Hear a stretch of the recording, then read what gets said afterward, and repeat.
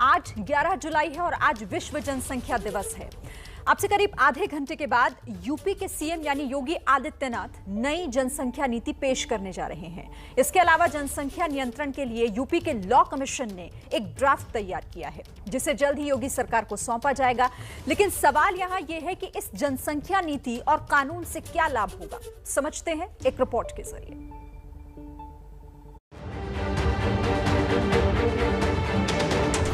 UP में चुनावी आहट के बीच योगी सरकार आज राज्य के लिए जनसंख्या नीति ला रही है, जो 2021 से 2030 तक प्रभावी रहेगी। वहीं यूपी के राज्य विधि आयोग ने जनसंख्या मसौदा विधेयक भी तैयार किया है। इस विधेयक के प्रारूप में कई कदम उठाए गए हैं, जैसे 2 से अधिक बच्चे होने पर कोई शख्स स्थानीय निकाय चुनाव नहीं लड़ सकता, सरकारी नौकरी में आवेदन नहीं कर पाएगा और पदोन्नति भी नहीं मिलेगी।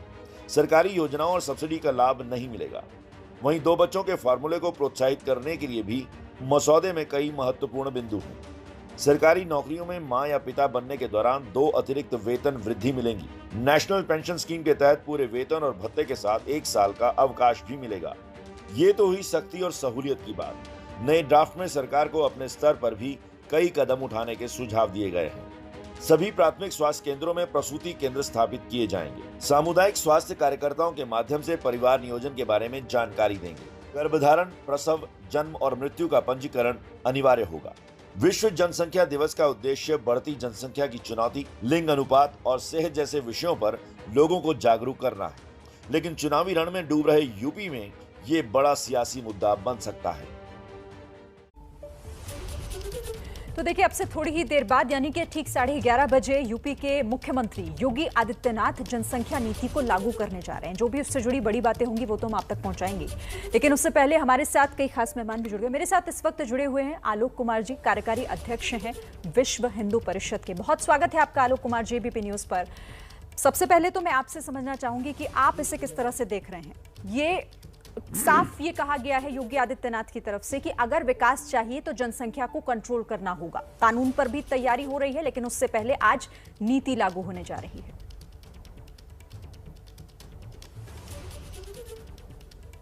हमको इसमें से अधिकांश सुखद लग रहा है।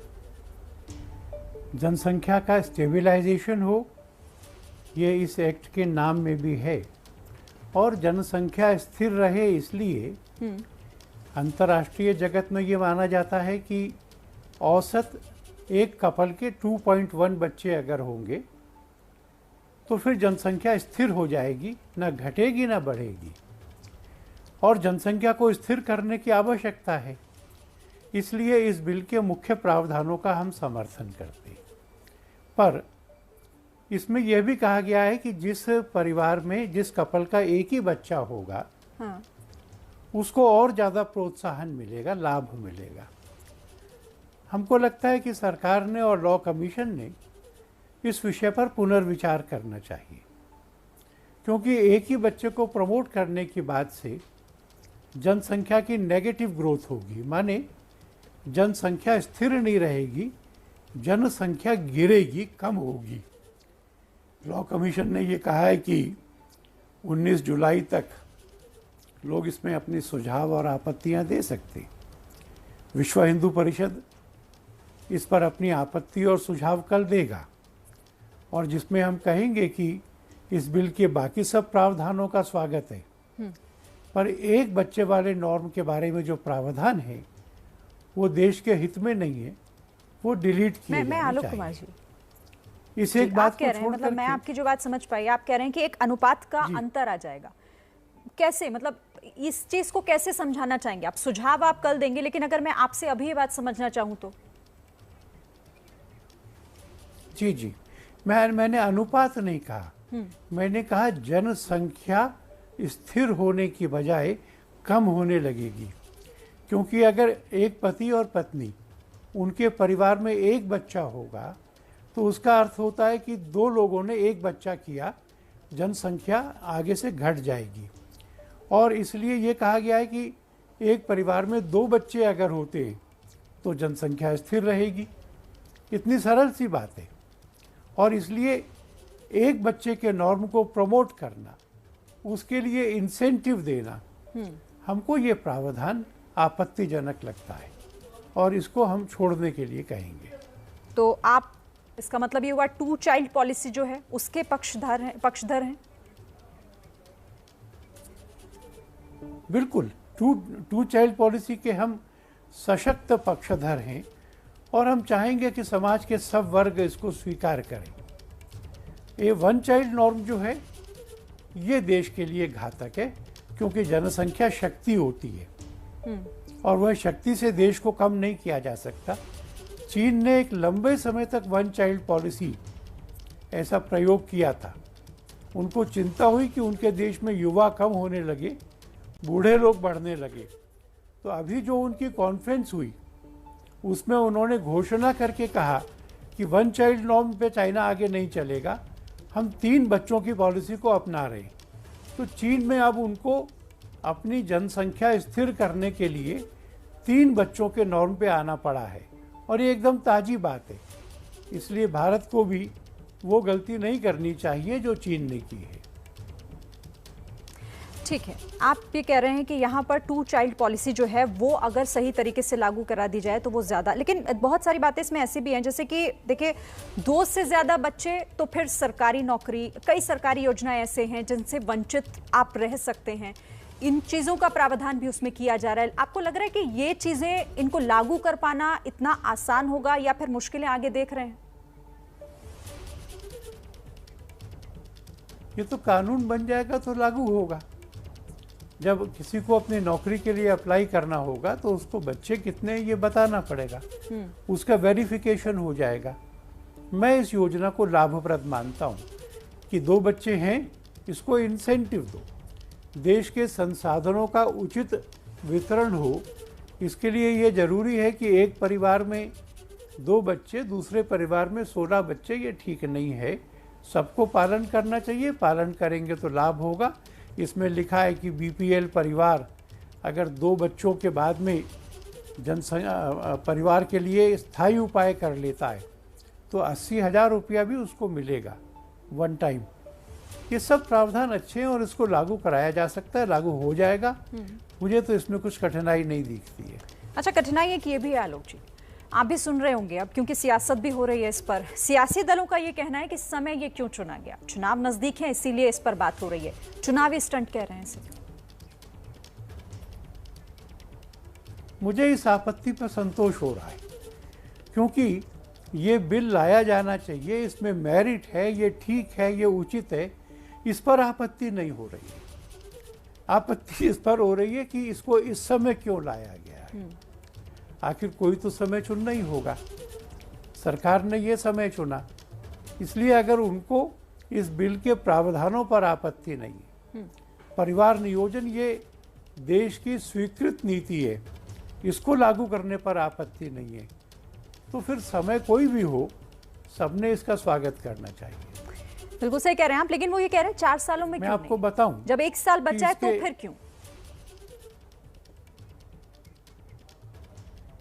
देर आए तो भी दुरुस्त आयत है ये।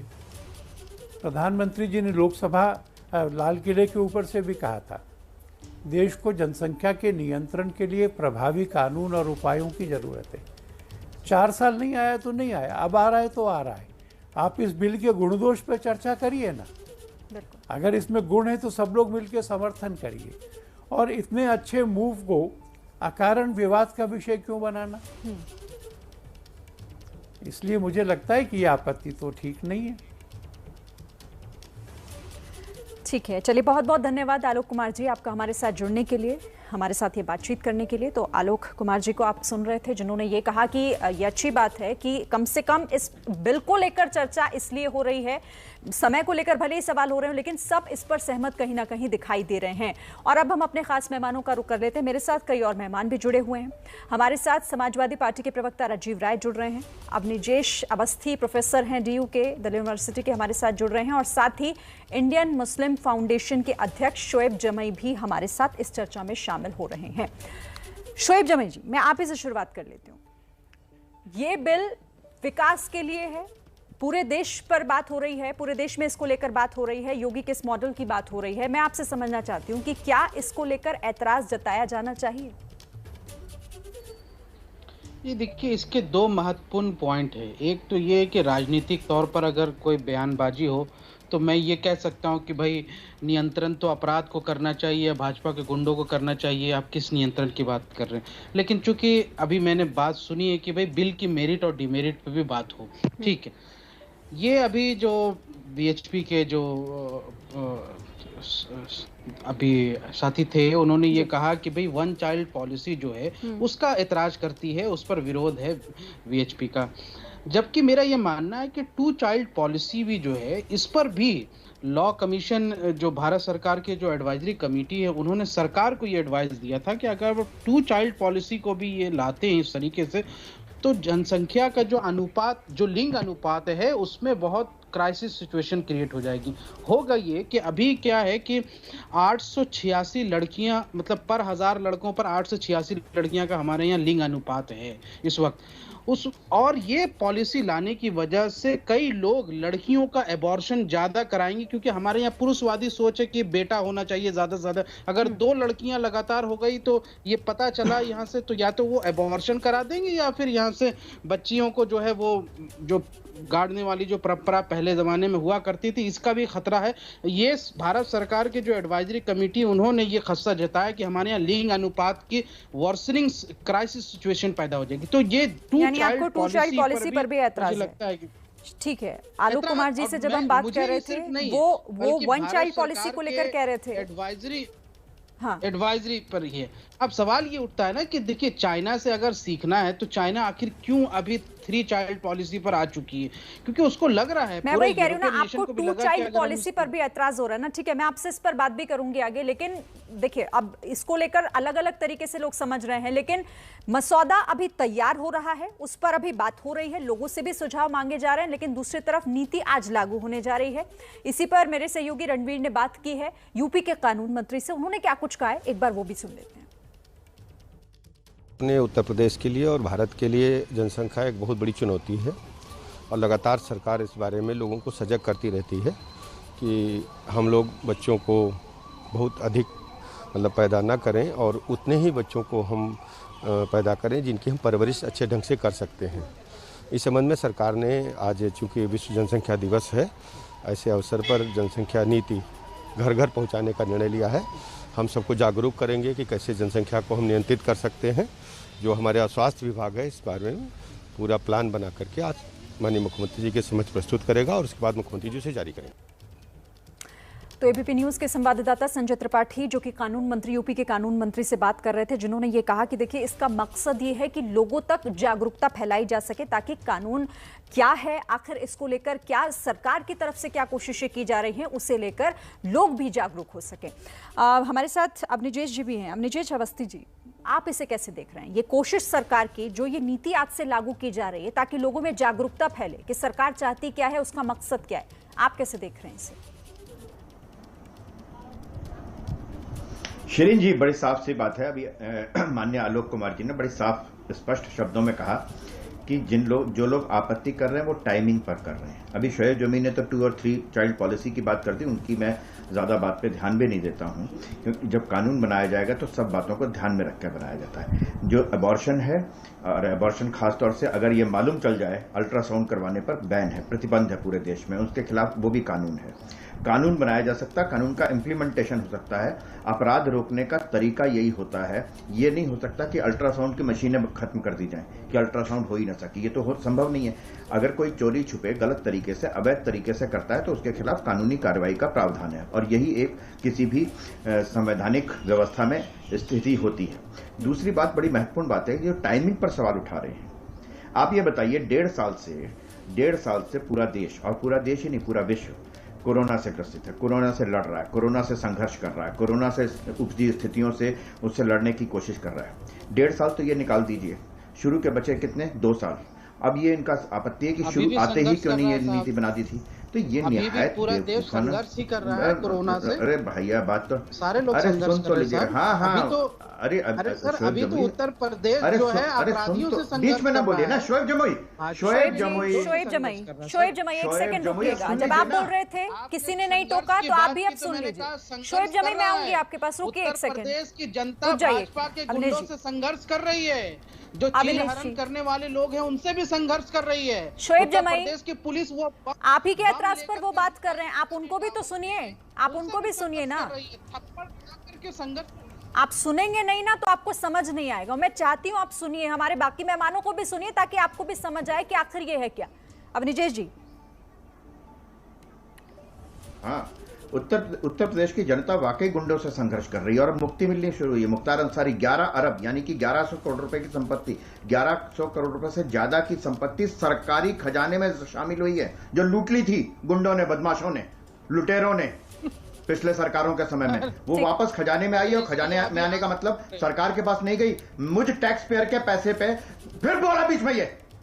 अच्छा, आराम से आप एक दूसरे पर मत चिल्लाइए, आराम से बात कीजिएगा। और कोई भी नहीं, अवनीश जी कोई बोल नहीं रहा है। टैक्स पेयर का जो पैसा था, मेरा जो शिरीन जी देखिए, मैं ऐसा है कि मैं किसी के बीच में बोलता नहीं हूं और ना मैं टॉलरेट करता हूं बीच में। ठीक है सर, आपके बीच में भी कोई बात नहीं कर रहा, अपनी बात पूरी पैसे से ली गई, खरीदी गई बस को कोई प्रदर्शन के कारण कोई बस को जलाता है, किसी की विरोध प्रदर्शन करना है, बस जलाता है, थाने में आग लगाता है, स्कूल में आग लगाता है, सरकारी बिल्डिंगों में आग लगाता है, वो सरकार का कोई नुकसान नहीं होता, नुकसान मेरा होता है टैक्स पेयर का। ये शोएब जमुई जो करते रहते हैं, लगातार करते रहे थे, अब इन पे हो गया है कि कुर्की होगी इनकी, इससे दिक्कत इनको हो रही है। बात यह है कि अगर किसी को भी इस जनसंख्या नियंत्रण वाकई अपने आप में जरूरी लगता है, जनसंख्या एक बहुत बड़ी समस्या लगता है इस देश के संसाधनों के हिसाब से, तो ये कानून आना चाहिए टाइमिंग पर और बाकी सारी चीजों पर कोई ध्यान देने की जरूरत नहीं। राजीव राय जी, आपने कानून मंत्री को भी सुना, आपने यहाँ पर अवनीश जी को भी सुना। सरकार ये कह रही है कि हम सब कुछ सोच समझकर और लोगों को समझाकर लागू करना चाहते हैं, किसी पर कुछ थोपा नहीं जाएगा। फिर आपको इस पर क्या एतराज है और क्यों लग रहा है कि ये चुनावी स्टंट है? शिरीन जी, कोई भी नीति सही तरीके से तब तक लागू नहीं हो सकती जब तक नीयत ठीक ना हो।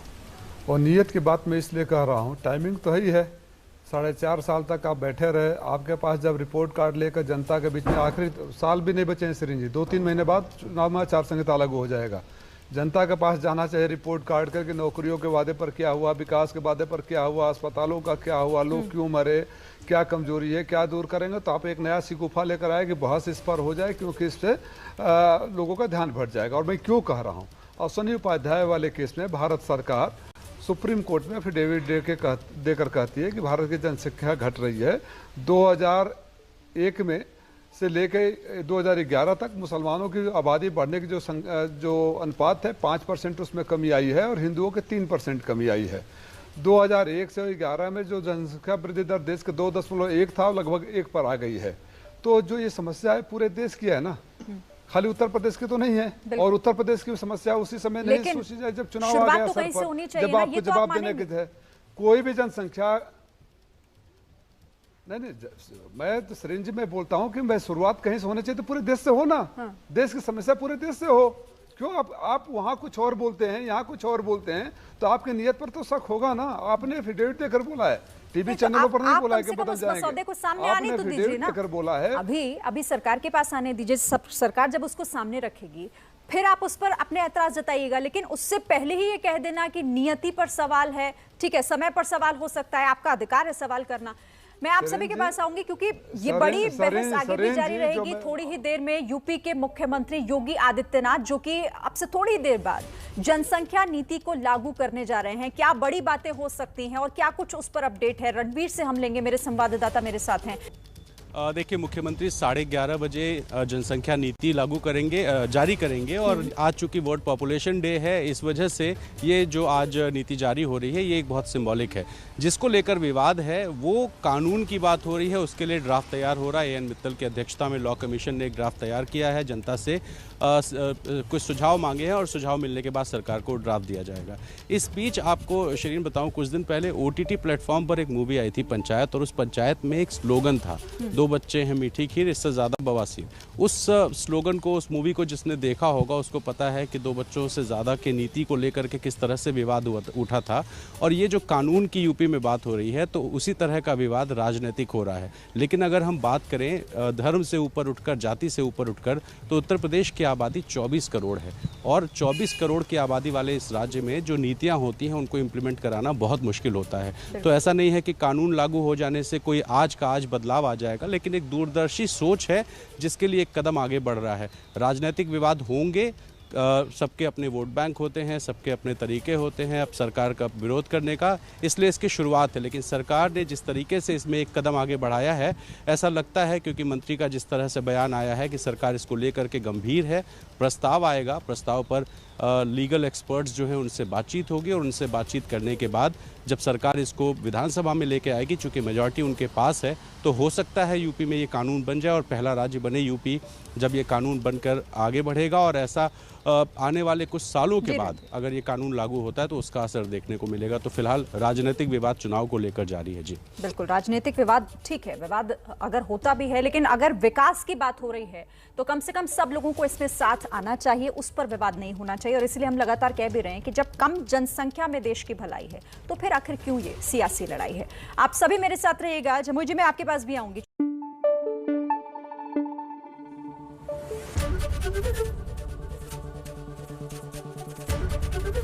एबीपी न्यूज आपको रखे आगे।